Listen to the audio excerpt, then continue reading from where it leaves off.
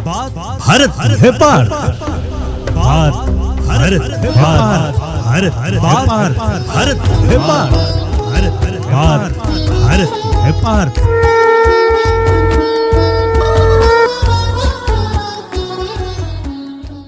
बात भारत की है पार्थ 7वें खंड में आप सभी का स्वागत। रॉय के साथ रॉयल एफएम पर ऑडियो पॉडकास्ट श्रृंखला में मैं करता हूं आप सबका इस्तकबाल। लेखक और शोधकर्ता पार्थ सारथी थपलियाल के लेख के वाचन करने के लिए मैं हूं एकदम से तैयार और सुश्रुत और शल्य चिकित्सा का विज्ञान मैं आपके समक्ष प्रस्तुत करूंगा। भाग 7 में बात भारत की है पार्थ। रॉय के साथ रॉयल एफएम पर विक, नील, डिप डिप डिप, डॉक्टर दीप्तेश, पन्ना या आपके अपने रॉय के साथ सुनते हैं बात भारत की है पार्थ। आधुनिक समय में ये धारणा है कि शल्य चिकित्सा पश्चिम की देन है। प्राचीन भारतीय चिकित्सा विज्ञान को नकारा जाता है। इससे 6 शताब्दी पूर्व भारत में सुश्रुत नामक शल्य चिकित्सक को नकारा जाता है, जबकि सुश्रुत अपने समय के बहुत बड़े चिकित्सक रहे हैं। उन्होंने न केवल सर्जरी को एक स्वतंत्र और विकसित शाखा के रूप में स्थापित किया, बल्कि इसे वैज्ञानिक आधार प्रदान करते हुए व्यवस्थित रूप में प्रस्तुत किया। सुश्रुत का प्रमुख ग्रंथ सुश्रुत संहिता शल्य चिकित्सा का एक विस्तृत और प्रामाणिक स्रोत है। इस ग्रंथ में लगभग 300 प्रकार की शल्य क्रियाओं और 120 से अधिक शल्य उपकरणों का वर्णन मिलता है। ये तथ्य इस बात का प्रमाण है कि प्राचीन भारत में सर्जरी केवल प्रारंभिक अवस्था में नहीं थी, बल्कि अत्यंत उन्नत और संगठित रूप में विकसित हो चुकी थी। शल्य चिकित्सा के क्षेत्र में सुश्रुत का सबसे महत्वपूर्ण योगदान विभिन्न प्रकार की जटिल सर्जरी की विधियों का विकास है।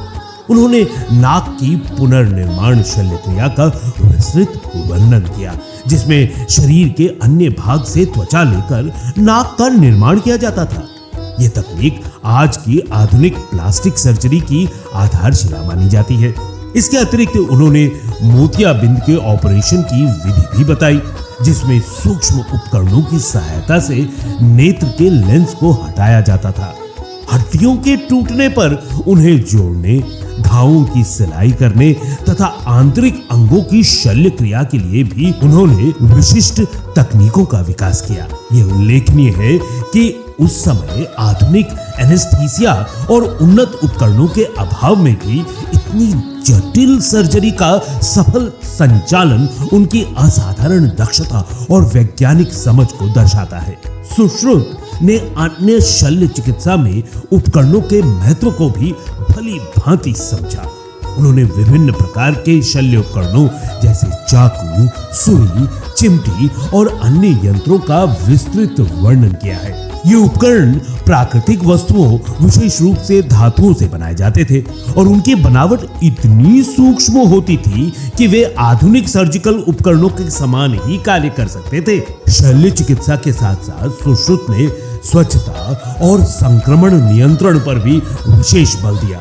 उन्होंने सर्जरी से पहले और बाद में उपकरणों की सफाई, घावों की देखभाल और रोगी की स्वच्छता को अनिवार्य माना। यह दृष्टिकोण आज के आधुनिक एंटीसेप्टिक सिद्धांतों के समान है, जो किसी भी सर्जरी की सफलता के लिए अत्यंत आवश्यक होते हैं। एक अन्य महत्वपूर्ण पक्ष उनकी प्रशिक्षण प्रणाली है। सुश्रुत का मानना था कि शल्य चिकित्सा केवल सैद्धांतिक ज्ञान से नहीं सीखी जा सकती, इसके लिए व्यवहारिक अभ्यास अनिवार्य है। Practicals are must.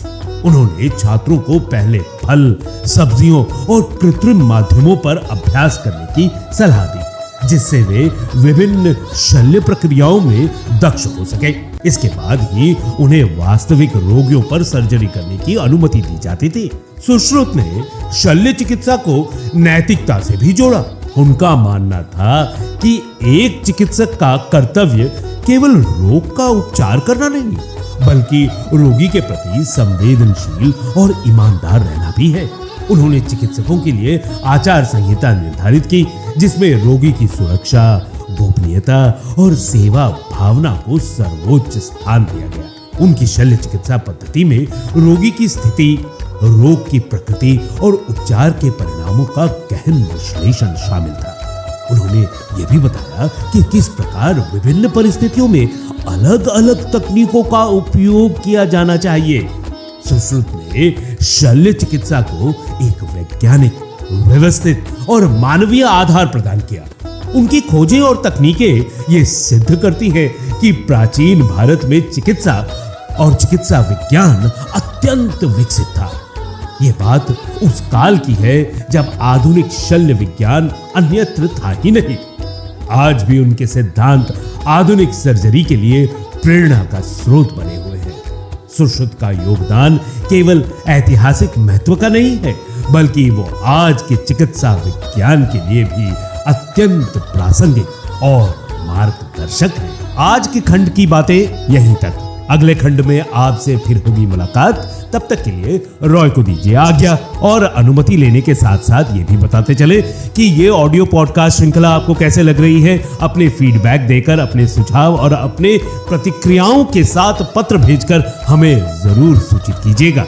रॉय के साथ रॉयल एफएम पर फिर होंगी और बहुत सारी बातें, क्योंकि पार्थ सारथी थपलियाल जी अपने लेख और आलेख और शोध के साथ हाजिर होते ही जाते हैं। ये देश है ही इतना विस्तृत, है ही इतना विशाल, जिसका इतिहास अत्यंत गौरवशाली है, जिसकी संस्कृति और जिसकी सभ्यता अतुलनीय है। तो इस अतुलनीय खंड के साथ हम यहीं पर करेंगे आपको अलविदा। अगले अंक में फिर से मिलेंगे। तब तक के लिए नमस्कार।